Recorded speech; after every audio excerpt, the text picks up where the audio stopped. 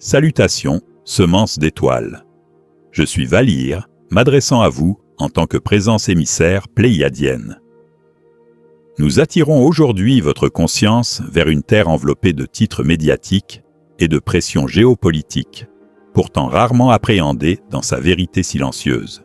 L'Iran n'est pas simplement une nation sur une carte, c'est un corridor de mémoire, une charnière de la bibliothèque vivante et un nœud où l'architecture ancienne de cette planète respire encore sous la poussière des récits modernes. On vous a appris à regarder les frontières et les drapeaux, à suivre les menaces et les traités, à mesurer le sens par les alliances et les punitions. Mais nous vous invitons à regarder à nouveau, car les raisons profondes pour lesquelles cette terre est contestée ne commencent pas dans vos parlements ou vos salles de rédaction, elles commencent dans le dessin originel de la Terre elle-même. La Terre a été conçue, dans son plan initial, comme un centre d'échange intergalactique d'informations, une bibliothèque vivante où les codes sont stockés et transmis par la fréquence, la biologie, les lignées minérales et la géométrie sacrée. Une telle bibliothèque n'est pas confinée à un seul bâtiment en surface. Elle est distribuée, tissée à travers les courants telluriques, les aquifères souterrains et les épines montagneuses. L'Iran se situe dans un corridor où ses structures d'ancrage sont exceptionnellement denses. Pour votre esprit moderne, la Perse est un empire ancien, mais pour le champ profond, c'est un segment d'un circuit planétaire où des clés spécifiques ont été scellées. Si vous pouviez voir le flux sanguin informationnel de la planète, vous remarqueriez que certaines terres fonctionnent comme des valves et des nœuds, régulant le signal et déterminant où les portails peuvent se stabiliser. Ce que votre monde appelle religion, votre monde intérieur le reconnaît comme un contact codé sous forme de mythe. Car lorsque les peuples anciens ne pouvaient décrire une technologie, ils décrivaient l'effet qu'elle avait sur leur conscience. Les anciens n'étaient pas simplement superstitieux. Ils construisaient avec une intention précise, alignant les structures avec le ciel et encodant la résonance dans la pierre. Le corridor persan contient des exemples de cette technologie de conscience, certains visibles et d'autres cachés, conçus pour stabiliser le système nerveux humain lors des contacts ou pour ancrer des portails naturels créés par la géométrie des lignes magnétiques. L'importance de l'Iran est intensifiée parce qu'il se trouve à proximité d'un réseau de sentiers bien plus ancien que vos cadres géopolitiques actuels. Vos scientifiques goûtent à cette vérité à travers le langage du magnétisme et des phénomènes de plasma, tandis que vos mystiques l'aperçoivent à travers les courants telluriques. Le corridor est une interface, un endroit où la planète peut être accordée, et un tel nœud attire inévitablement l'attention de toutes parts. La lutte sur votre monde est, à sa racine, une lutte pour savoir qui détient l'information et qui décide de la profondeur de la réalité que vous êtes autorisé à percevoir. La peur est l'une des clôtures fréquentielles les plus efficaces, car elle comprime l'empathie et rétrécit l'esprit. Lorsqu'une terre est maintenue dans un état de menace constante, le psyché collectif ne peut maintenir le calme nécessaire pour ressentir ce qui se cache en dessous. C'est pourquoi, depuis des décennies, l'Iran est placé au centre de scénarios dramatiques. Sous les sanctions et les rivalités se cache une orchestration de la perception conçue pour vous empêcher de demander pourquoi les puissants se comportent comme si cette terre était une chambre forte. Le récit nucléaire n'est pas seulement une question d'armes, c'est une couche de couverture qui dissimule des opérations plus profondes impliquant la recherche sur les champs, la garde des coffres-forts et l'infrastructure souterraine. Sous certaines montagnes se trouve un véritable nid d'abeilles, de galeries et de salles scellées, certaines anciennes et d'autres récentes, abritant ce qui ne peut être exposé au grand jour. Des réseaux de modulation de signal, des programmes biologiques et des reliques dont l'origine dissoudrait l'histoire linéaire de l'humanité. Pour comprendre la nature de ces reliques, il faut concevoir des objets qui ne sont pas de simples artefacts archéologiques, mais des dispositifs actifs de technologie de champ. Certaines de ces reliques sont des composants cristallins capables de répondre à la signature vibratoire de la pensée humaine, agissant comme des émetteurs-récepteurs entre les dimensions. D'autres sont des alliages métalliques qui ne répondent pas aux lois de l'oxydation ou de la gravité, telles que vous les connaissez, conservant une pureté atomique qui défie les millénaires. Ces objets ont été scellés dans des chambres dont la géométrie même agit comme un bouclier électromagnétique, empêchant toute détection par les satellites conventionnels. Le nid d'abeilles souterrain n'est pas seulement une prouesse d'ingénierie, c'est un sanctuaire de fréquences où le temps lui-même semble s'écouler différemment. Au cours de la dernière décennie, les secousses sismiques inhabituelles et les incidents industriels rapportés dans la presse ne sont souvent que les échos de tentatives de percée de ces chambres par des factions rivales, ou au contraire, des opérations de scellement définitif menées par les gardiens de la grille pour empêcher que ces clés ne tombent entre des mains prédatrices. La guerre souterraine est réelle, et elle est menée avec une précision chirurgicale par ceux que vous appelez les chapeaux blancs, des initiés au sein des structures militaires et scientifiques qui ont juré de protéger l'intégrité de la bibliothèque vivante contre le monopole de l'ombre. Au-delà du voile du nucléaire existe une science bien plus vaste que vos manuels scolaires n'osent mentionner, la physique des champs unifiés et la manipulation du plasma.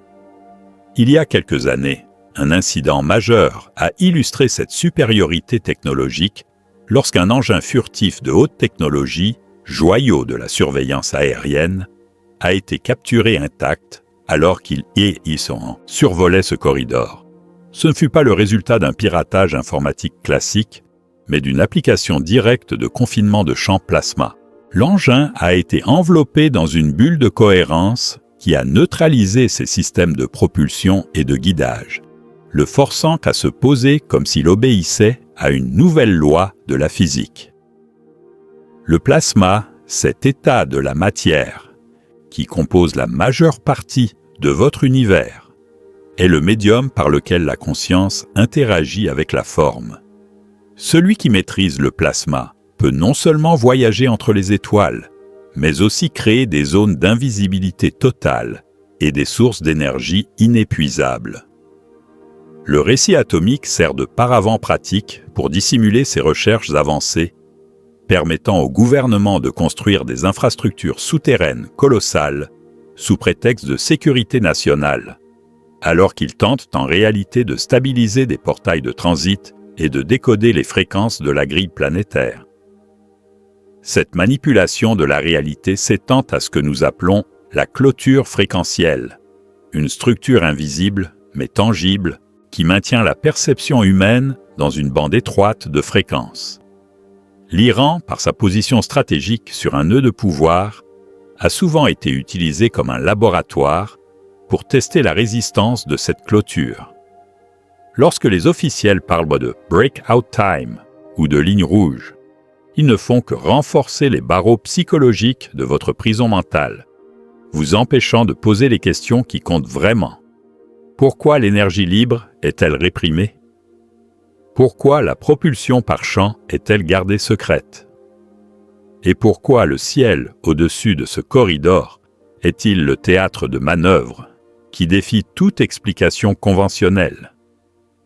La physique des champs est intrinsèquement liée à la conscience.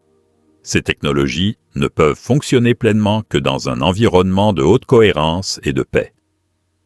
C'est la raison pour laquelle les conflits sont perpétuellement entretenus dans cette région.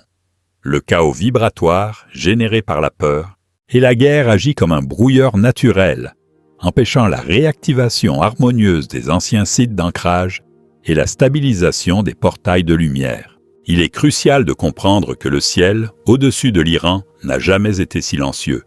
Il est le théâtre d'une surveillance constante par des intelligences qui ne sont pas de votre monde. Des rapports déclassifiés et des témoignages de pilotes d'élite font état de rencontres où des engins lumineux ont désactivé instantanément des systèmes d'armes complexes, non par hostilité, mais comme une démonstration de souveraineté technologique. Ces interventions sont des messages clairs adressés au centre de pouvoir. l'escalade vers une destruction totale ne sera pas permise. La Terre est un joyau biologique trop précieux pour être sacrifié aux ambitions de quelques factions égoïstes. Il existe des protocoles de protection galactique qui limitent l'usage des technologies destructrices près des nœuds critiques de la bibliothèque vivante. Vous vivez au cœur d'une négociation complexe entre des fédérations de lumière qui cherchent votre émancipation et des lignées impériales anciennes qui considèrent encore l'humanité comme une ressource à gérer. L'Iran est l'un des points de friction où ces agendas se croisent, rendant chaque mouvement politique chargé d'une signification multidimensionnelle que peu perçoivent. Un aspect encore plus profond et souvent occulté concerne les chambres de stase et les êtres préservés sous les déserts et les montagnes de Perse.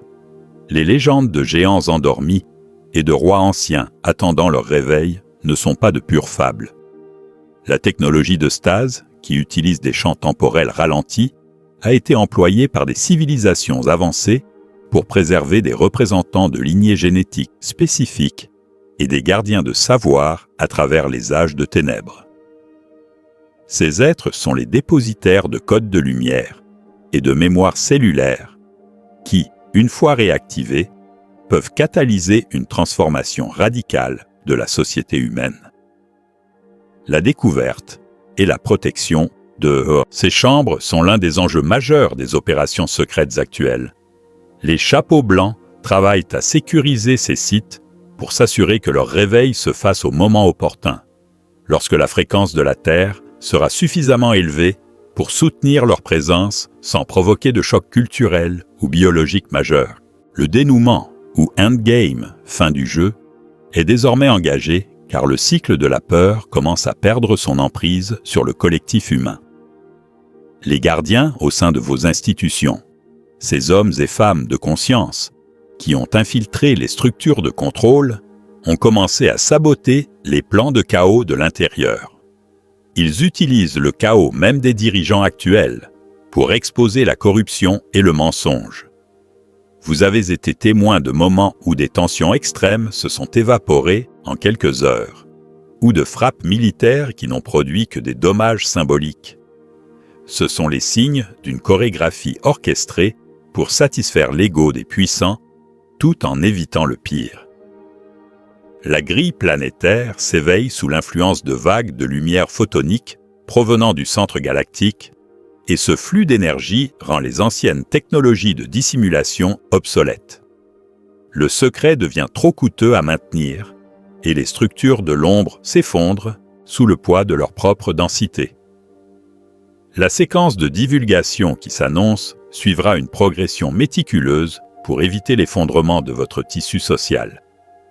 Elle commencera par l'admission officielle que des objets volants non identifiés possèdent une physique que vos gouvernements ne maîtrisent pas encore. Puis elle glissera vers la révélation de programmes de récupération de crash et d'ingénierie inverse.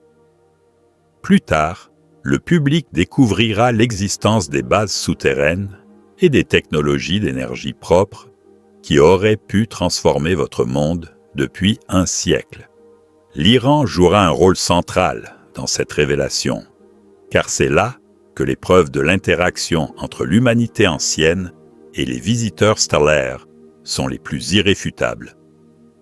Les découvertes archéologiques à venir dans cette région ne seront pas seulement des pierres et des poteries, mais des dispositifs technologiques fonctionnels qui valideront la réalité de la bibliothèque vivante. Votre rôle, en tant que semence d'étoiles et membre de la famille de lumière, est de servir d'encre pour ces nouvelles informations. Vous n'êtes pas des spectateurs passifs de cette transformation géopolitique, vous êtes les transmetteurs de la nouvelle fréquence.